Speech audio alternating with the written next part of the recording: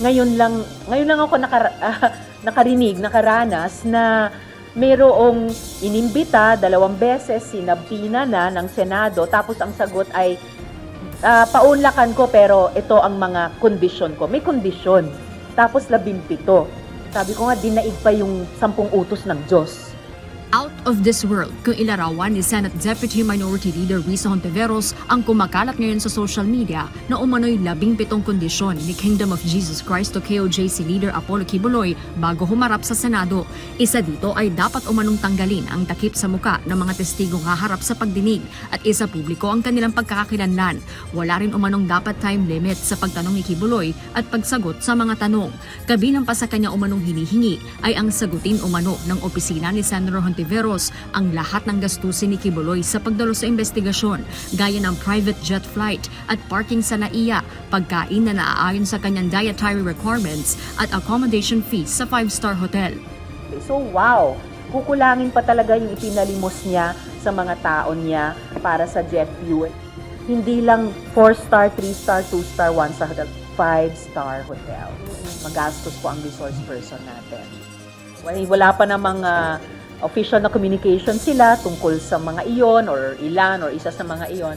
Sana nga hindi totoo kaya lang pinamumudmud talaga nila. Agad naman pinabulaanan ng kampo ni Quiboloy ang umano'y mga kondisyon. As far as I'm concerned, as a member of Pastor Apollo Quiboloy's legal team, no such demands were made or are being imposed upon the Senate, specifically the Committee of Senador Risa Hontiveros with respect to the appearance of Pastor Quiboloy before the Senate. Samantala, posible namang mapag-usapan sa susunod na pagdinig ang anggulo ng money laundering at maging ang pagkakatalaga kay dating Pangulong Rodrigo Duterte bilang administrator ng properties ng KOJC. Talagang magkasosyo sila sa pagmamay-ari kung hindi man sa pagnenegosyo. Ganon kataas, kalaki ang pagtitiwala at pagsasakamay ni Quiboloy kay Duterte sa kanyang mga ari-arian. May kasabihan pa nga, di ba? Tell me who your friends are and I'll tell you who you are. Lalong kumakalat yung haka-haka na naghahanda siya, si Quiboloy, na tumakas dito sa Pilipinas. We emphatically, categorically, and vehemently deny that. Ano na naman yan, kapag-isip na naman ni Risa Hontiveros yan. Bukas, March 12 ang huling araw para sa mga tumutol sa contempt order laban kay Quiboloy. Bagaman nirerespeto ni Senator Hontiveros ang mga pumirma para harangin ang pag-aresto kay Quiboloy, kumpiyansa ang senadora na mananaig sa kanyang mga kasamahan ang pagpanig sa mga testigo.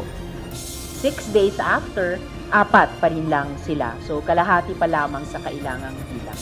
Kahit kaibigan natin, kahit naging mabait sa pamilya natin, kapag ka ang akusasyon sa kanya ay panggagahasa, pang-aabuso pa sa bata, hindi ba ang tamang dapat nating gawin bilang Senado ay paharapin yung taong yun sa komite? So walang pagkuyog ng nangyayari. Harleen Delgado, UNTV News and Rescue. Diyos ang aming sandigan, serbisyo publiko ang aming pinahahalagahan.